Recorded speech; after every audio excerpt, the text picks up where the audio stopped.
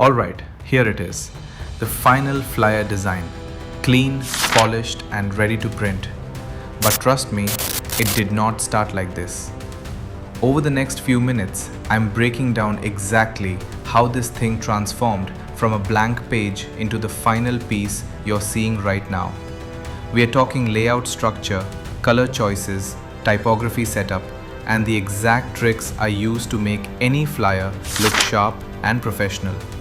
So if you design flyers for clients, events, or you just want to level up your workflow, don't blink. This breakdown is going to save you hours and seriously upgrade your next project. Let's jump in. First, I'm setting up a new document, size 10 by 9, and I'm creating two artboards, one for the front, one for the back.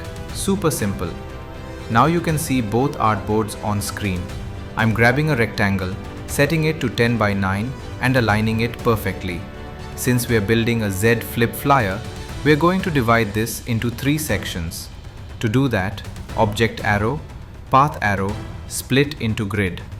Set rows to 3, turn on preview, check the layout. Perfect. Now right click, make guides. Guides aren't showing? No problem. Turn on show guides. Then lock the artboard so nothing moves. Next up, that custom header shape.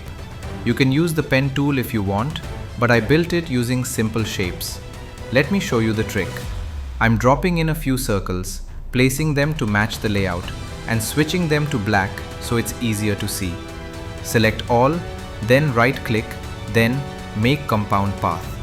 Now head to the appearance panel, FX, then path, then offset path. Adjust the offset, make sure joins is set to round, hit OK.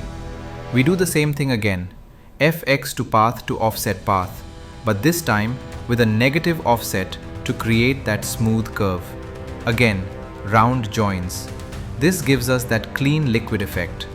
Then go to object arrow, expand appearance to turn it into a solid shape. And using the same process, I'm creating one more variation. Now let's add shadow inside that big shape. Usually, you draw a shape and clipping mask it, but here I'm using a faster tool. Just click, draw with the pencil tool and boom, automatic clipping mask. You can add extra shapes, highlights, whatever fits your style. Remember, we're building the header section. Add your colors, adjust your shapes, and drop in some typography. Clipping mask with images? I'm assuming you already know that, so I'm not going too deep into that part. Now I'm placing everything inside a fixed frame. I'm taking a 10 by 3 rectangle and clipping masking the entire header into it. Header's done. Now we move into the body. I'm trying a completely different style here, so watch closely. Enjoy the video, and if anything is unclear, hit the comments. I read everything and I'll reply.